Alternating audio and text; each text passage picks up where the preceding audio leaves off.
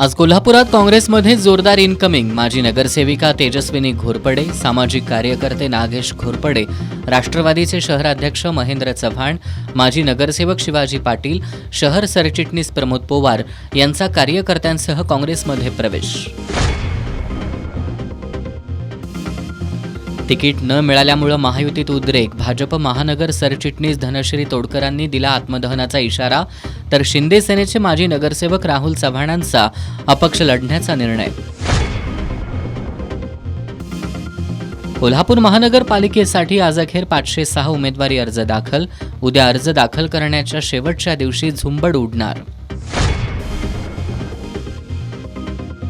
भारताची जीडीपी मापनाची पद्धत आंतरराष्ट्रीय पातळीवर भारताची पत कमी करणारी.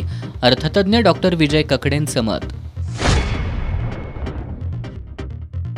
आणि भाकपचा कोल्हापूर महानगरपालिकेसाठी इंडिया आघाडीला पाठिंबा.